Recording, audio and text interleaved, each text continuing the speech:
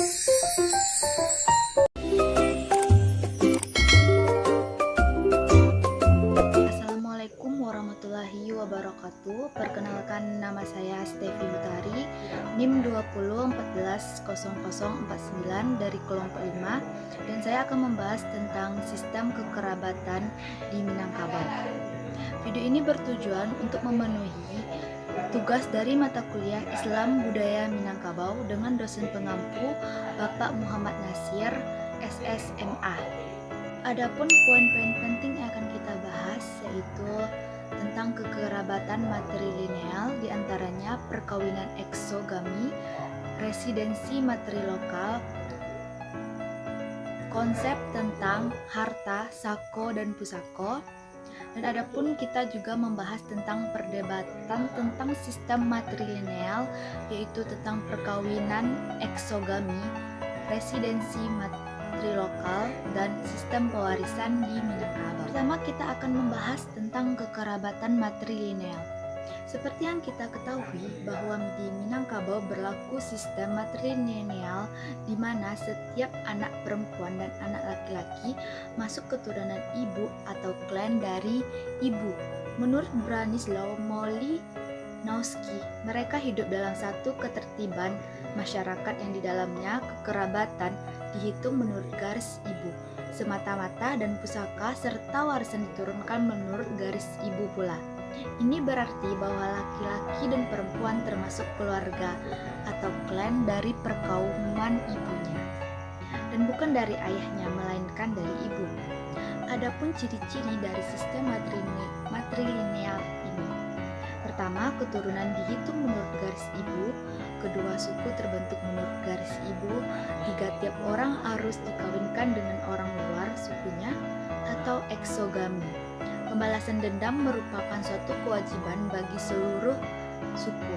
5. Kekuasaan di dalam suku menurut teori terletak di tangan-tangan ibu, tetapi jarang sekali dipergunakan.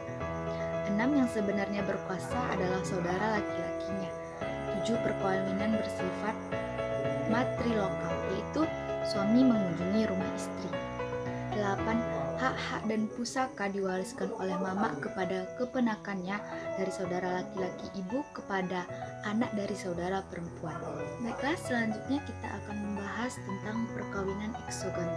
Dalam adat Minangkabau, perkawinan bersifat eksogami artinya perkawinan harus keluar suku. Pada sistem perkawinan eksogami ini tidak dibolehkan orang sesuku saling kawin mengawini, meskipun mereka sudah berkembang menjadi ratusan orang, karena masyarakat Minangkabau dianggap sesuku, yaitu disebut dengan badun sana atau bersaudara. Misalnya, orang Kotopiliang tidak boleh menikah dengan orang Kotopiliang. Residensi matrilokal. Orang Minangkabau menganut sistem residensi matrilokal. Residensi matrilokal yaitu artinya pasca menikah suami ikut ke rumah istri atau mertua.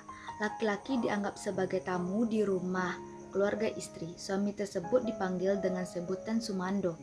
Ia tidak mempunyai hak atas harta warisan dari kaum istrinya. Suami tetap sebagai anggota dari kaum ibunya, begitu juga sebaliknya, istri juga tetap menjadi kaum dari ibunya. Konsep tentang harta, sako, dan pusako. Tatanan dalam budaya Minangkabau mengenai sako dalam setiap pergelaran pusaka tinggi, sedangkan pusako adalah harta pusaka tinggi yang diterima secara turun-temurun oleh kaum garis keturunan ibu. Sistem matrilineal warisan di Minangkabau diturunkan kepada kemenakan, baik warisan gelar maupun warisan harta yang disebut sako dan pusako. Sebuah pepatah mengatakan turun ke mama, dari mama turun ke keponakan.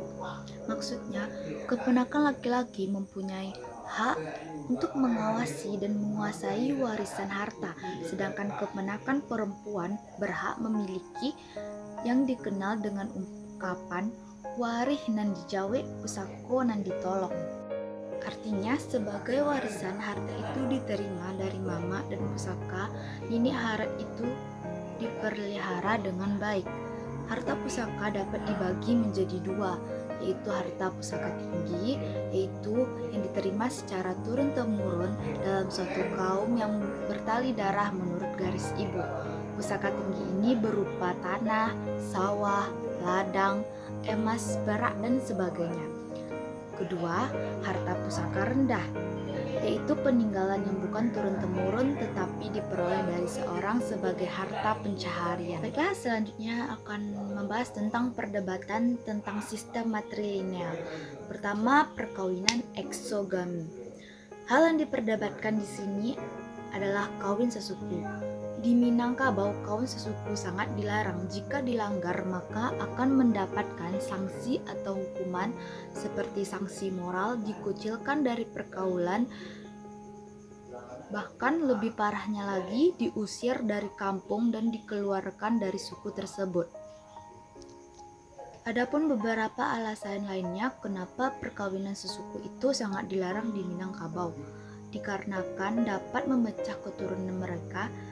Tapi adat yang dimaksud di sini yaitu apabila mereka tidak satu datuk.